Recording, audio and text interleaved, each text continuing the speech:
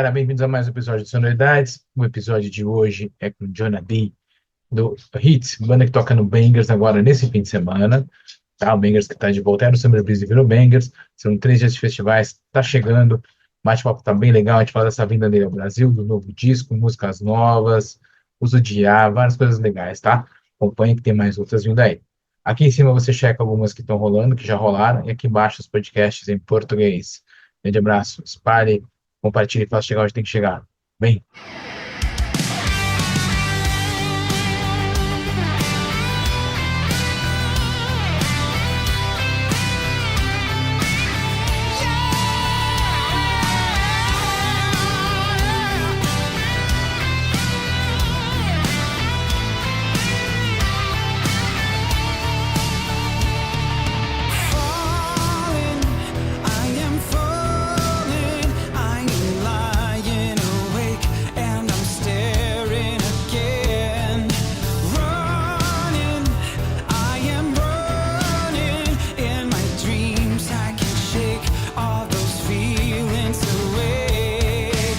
First of all, thanks so much for your time.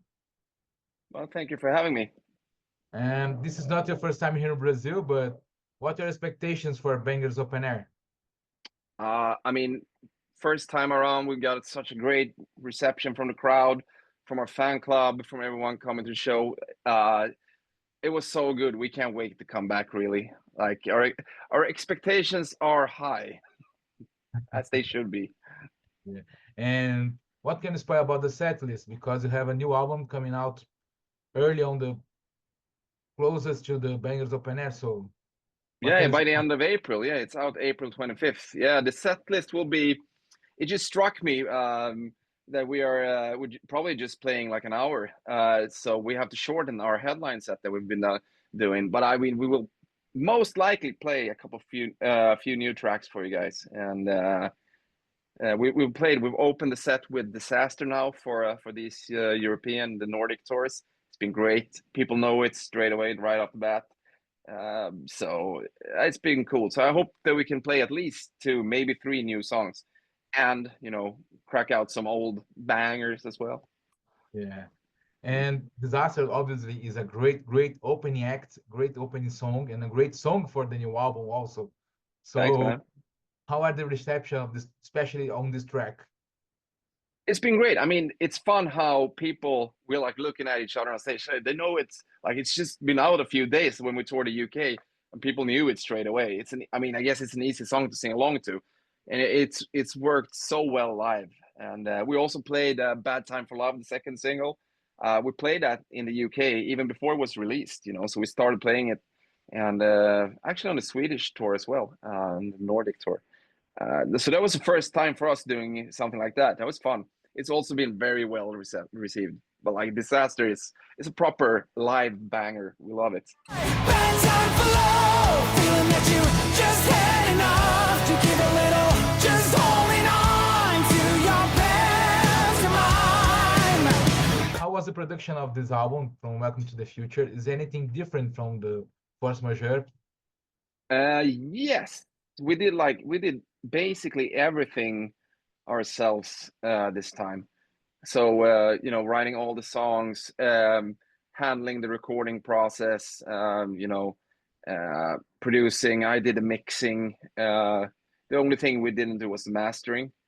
But yeah, it's been very much in-house. So it took a while to record it actually, because we did the drums in a studio. Then we have the studio we have here that we have like working in. So we took our time to really get everything really good, and right. So it was a good but kind of lengthy progress to get the album done. But here we are. And you also are a producer, right? That's correct. Well, yes. I mean, the whole band is producers for the. I mean, Jimmy did all the bass stuff at home, like, and he sent me the DIs. I think I was the spider in the middle of the web, keeping track of everything. But like everyone did their parts, like, and contributed to the whole the sound of the whole album, and everyone contributed with songwriting as well. So it's really a group effort, I'd say. I'm asking this because when I talk to musicians that are also producer, they tell me that they had to, separate the side of musician to the side of producer because the musician wants to do something and the producer says, no, it's no good. No, yes, maybe I think I'm more of a producer than I'm a musician, really.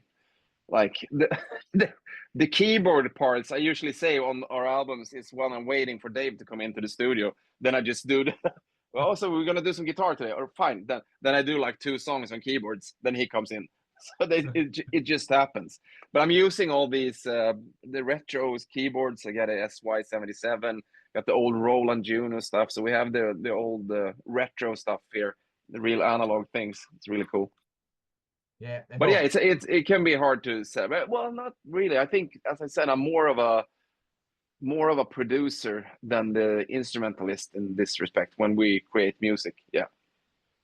Well, since you talk about analog stuff, how do you see the AI in music? Because nowadays AI kind of creating anything.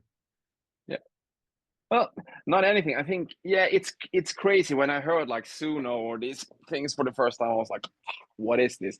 But you can start telling quite fast what is AI and what is not. I'm for using AI as a tool, as a way to get your like creative juices flowing, to get some ideas for lyrics. Like I've done that, for example. Like I've had, I have a verse, I have a pre-chorus, I have the chorus done. It's like, oh, I need to do a second verse, and I can just with AI, can you come up with some lines like to get it going? Not that you don't just take it, but it's like, oh, that's a cool word and that's a cool line, and you kind of make it your own. So I'm definitely for using it as a tool, but I don't think it should or will ever replace the human touch when it comes to anything creative, if it's music or if it's artwork.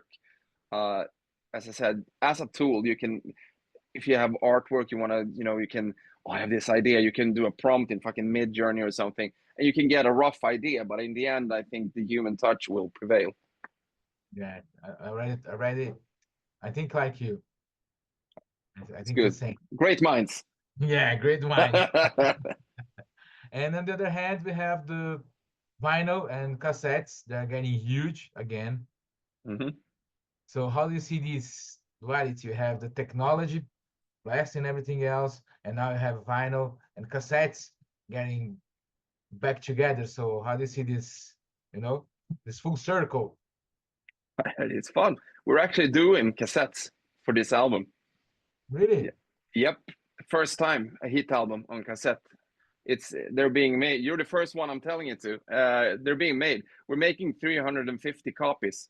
And I'm not sure if we're gonna do any more, but like those we will have, and we will like sell them online, and we will bring them on the road as well. That's cool. Yeah.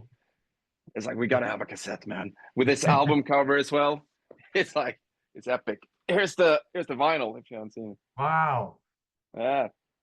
I love it. Wow. Super cool. Dave, guitarist Dave Dalone, did all the designing and stuff. Yeah. He did the whole cover. And on this cover we have the backdrop from the tour. Yeah, of course. It's a little bit different, but more or less. And we have the big inflatable eye as well, like on the stage. You'll be pretty badass. You bring this to Brazil, this big eye? Hell yeah. Yeah, of course. Of course. I mean, it's fun. It's big when you inflate it. It's like 2.5 by 2.5 meters. So it's huge, but it's like it folds down into super small package. It only weighs 4 kilos. So it's so easy to bring it. That's an interesting way to, shock people on the stage. Yeah.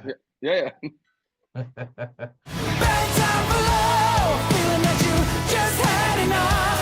Maybe it's a bad time for love, baby. Bad time for love.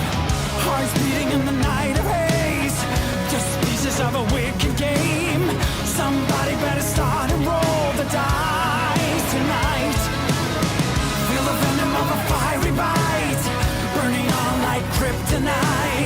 how if you have to present H.E.A.T from a guy who lives on Mars, which album or song you would present it and why? Yeah. On Mars. Okay.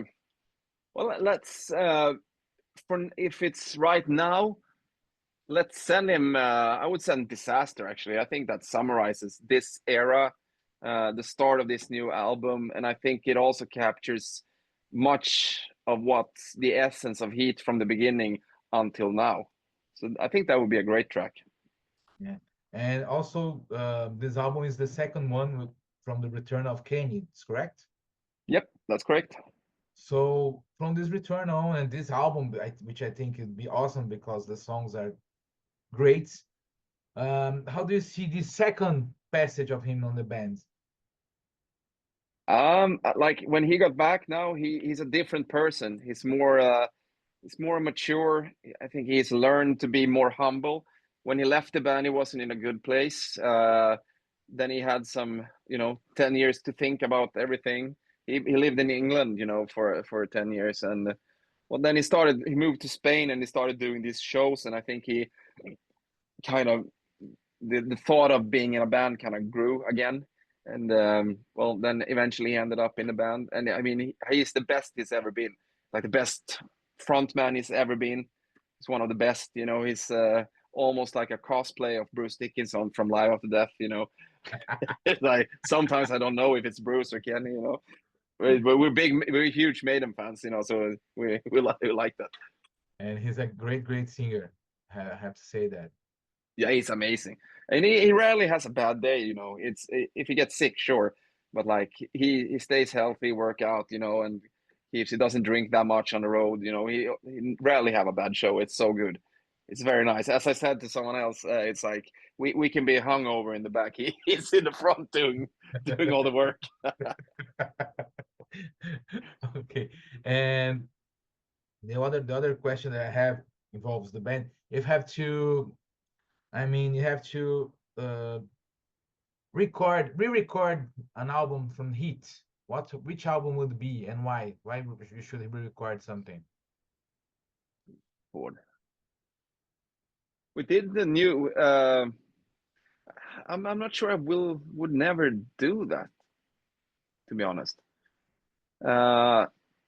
Maybe Freedom Rock if I have to choose one. But we did the remixes of the first and second album just last year, and those turn out really good, and they're very much closer to how we wanted it to sound.